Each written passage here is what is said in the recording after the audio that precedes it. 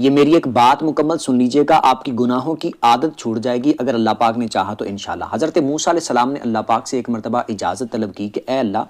میں تیری مخلوق کو کھانا کھلانا چاہتا ہوں، میں تیری مخلوق کو رزق کھلانا چاہتا ہوں، تو مجھے اجازت عطا فرما کہ میں تیری مخلوق کو کھانا کھلاؤں۔ اللہ پاک نے ارشاد فرمایا کہ اے موسیٰ، بے شک رزاق میں ہی ہوں، میں ہی اپنی مخلوق کو رزق دینے والا ہوں، میرے علاوہ کوئی میری مخلوق کو رزق نہیں دے سکتا۔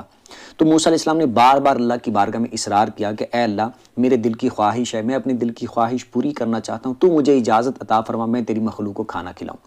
جب موسیٰ علیہ السلام نے بار بار اصرار کیا تو اللہ پاک نے ارشاد فرمایا کہ پہلے میرا ایک کام کر دو،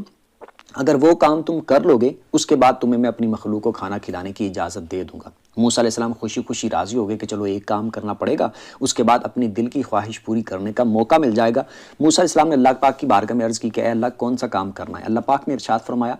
کہ فلاں جگہ ایک قبرستان ہے، اس قبرستان میں صبح سے لے کر شام تک پورا دن وہاں پر گزارنا ہے، اور وہاں پر جو کچھ ہوگا اسے دیکھنا ہے اور کسی کو کسی کام سے منع نہیں کرنا۔ وہاں پر ایک دن پورا اس طرح گزار کے آ جاؤ، میں تمہیں کھانا کھلانے کی اجازت دے دوں گا۔ موسیٰ علیہ السلام خوشی خوشی راضی ہو گئے، گھر چلے گئے اور اگلی صبح کا انتظار کرنے لگے۔ جب صبح ہوئی تو جلدی جلدی اس قبرستان کی طرف روانہ ہوئے اور جا کر وہاں پر کوئی ایسی جگہ تلاش کرنے لگے جہاں پر چھپ کر بیٹھ سکیں، جہاں سے موسیٰ علیہ السلام کو پورا قبرستان نظر آئے لیکن ان کو کوئی نہ دیکھ سکے۔ تلاش کرنے کے بعد ان کو ایک درخت ملا، اس پہ چڑھ کے بیٹھ گئے جہاں سے ان کو پورا قبرستان نظر آتا تھا اور ان کو کوئی نہیں دیکھ سکتا تھا۔ اب بیٹھ گئے، قبرستان تھا، روٹین کے مطابق لوگ آتے، جنازہ پڑھتے، قبر کھودتے، مردے کو دفن کرتے کر کے چلے جاتے۔ پورا دن اسی طرح ہوتا رہا، لوگ جنازہ لے کے آتے، پڑھتے، قبر کھودتے، دفن کرتے، چلے جاتے۔ موسیٰ علیہ السلام پورا دن اسی طرح دیکھتے رہے، حتیٰ کہ کرتے کرتے شام کا وقت قریب آ گیا۔ اب جب شام ہونے لگی، موسیٰ علیہ السلام خوش تھے اور نیچے اترنے کی تیاریوں میں تھے کہ اللہ پاک نے جو ارشاد فرمایا تھا وہ کام پورا ہو گیا، اب جاؤں گا اللہ کی بارگاہ میں حاضر ہوں گا اور اللہ سے اجازت طلب کروں گا تو اللہ پاک کھانا کھلانے کی اجازت دے دے گا اور دل کی خواہش پوری کر لوں گا مخلوق کو کھانا کھلانے کی۔ اب جیسے ہی موسیٰ علیہ السلام اترنے کی تیاریوں میں تھے، شام کا وقت ہو چکا،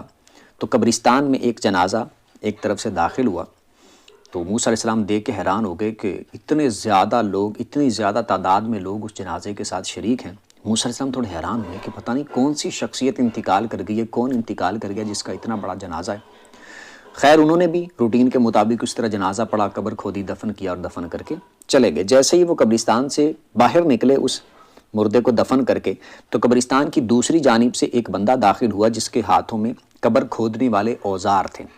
وہی جو لاسٹ میں جس کو دفن کر کے گئے، قبر بنا کے گئے، اسی قبر کو آ کے وہ مٹی ہٹانا اس نے شروع کر دی، قبر کو کھودنا شروع کر دیا۔ اب موسیٰ علیہ السلام نے یہ سوچا کہ شاید کوئی کفن چور ہے، کفن چوری کرنے کے لیے آیا۔ اس نے اسی طرح قبر سے مٹی ہٹائی، مٹی ہٹا کے اندر سے لاش کو باہر نکالا۔ اس کے چہرے سے جب کفن ہٹایا تو موسیٰ علیہ السلام دیکھ کے یہ حیران ہو گئے کہ یہ بنی اسرائیل کی خوبصورت ترین لڑکی تھی جو جوانی میں انتقال کر گئی، اور اس کے لیے دور دور سے شہزادوں کے رشتے آیا کرتے تھے، اور وہ بدبخت شخص جس نے آ کر قبر کھودی، مردہ لاش کو باہر نکالا، وہ اس کے ساتھ برا کام کرنے کے ارادے سے آیا تھا، بدکاری کرنے کے ارادے سے آیا تھا۔ جب اس نے اپنا ارادہ ظاہر کرنے کی کوشش کی، اس طرح مطلب کہ برا کام کرنے لگا اسے، تو موسیٰ علیہ السلام درخت سے نیچے اترنے لگے اسے مارنے کے لیے، روکنے کے لیے۔ تو فوراً جبرائیل امین حاضر ہو گئے، عرض کی کہ اے اللہ کے رسول، کیا آپ کو یاد نہیں ہے کہ اللہ پاک نے ارشاد فرمایا تھا کہ وہاں پر جو کچھ ہوگا آپ نے کسی کو کسی کام سے منع نہیں کرنا، کسی کو روکنا نہیں ہے۔ اب موسیٰ علیہ السلام کی آنکھوں سے آنسو جاری ہو گئے، زاروں کی طرح رونے لگے کہ میں اللہ کا اتنا جلال والا نبی، اور میں اپنے سامنے ایسا کام ہوتے ہوئے کیسے دیکھ سکتا ہوں کہ میں اسے روکوں نا۔ موسیٰ علیہ السلام نے اپنا چہرہ دوسری طرف کر لیا تو جبرائیل امین اس طرف حاضر ہوتے کہ اللہ پاک نے ارشاد فرمایا تھا کہ وہاں پر جو کچھ ہوگا آپ نے دیکھنا ہے، لیکن کسی کو کسی کام سے منع نہیں کرنا۔ اس بدبخت شخص نے اس مردہ لاش کے ساتھ بدکاری کی، دوبارہ اس پر کفن ڈالا، قبر میں رکھا، مٹی ڈالی اور چلا گیا۔ موسیٰ علیہ السلام زاروں کی طرح وہاں پر روتے رہے، کچھ افاقہ ہوا تو گھر تشریف لے آئے، رات ساری اسی طرح روتے ہوئے گزاری۔ صبح ہوئی تو اللہ کی بارگاہ میں حاضر ہوئے، عرض کی کہ اے اللہ، تو نے اپنے پیغمبر کا، اپنے نبی کا اتنا سخت امتحان لیا کہ میں تیرا اتنا جلال والا نبی ہو کے ایسا کام اپنی آنکھوں سے ہوتے ہوئے کیسے دیکھ سکتا تھا اور میں روکوں بھی نہ اسے۔ تو اللہ پاک نے ارشاد فرمایا کہ اے موسیٰ، کیا تمہیں یاد ہے کہ تم نے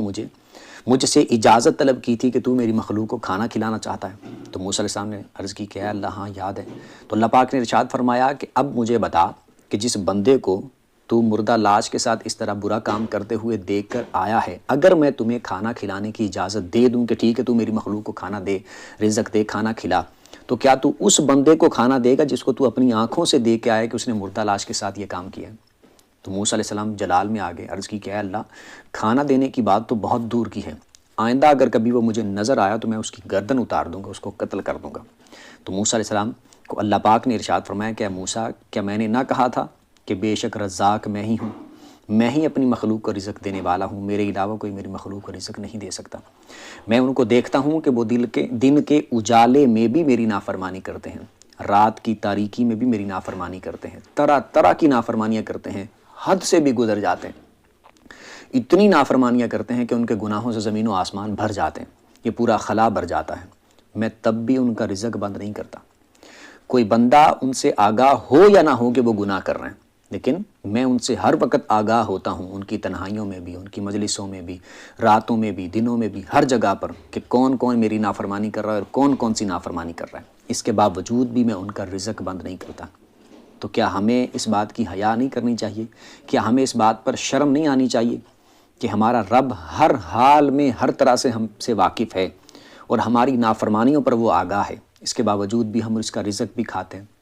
پھر بھی اس کی نافرمانی کرتے چلے جاتے ہیں، کرتے چلے جاتے ہیں، کرتے چلے جاتے ہیں۔ اللہ پاک ہمیں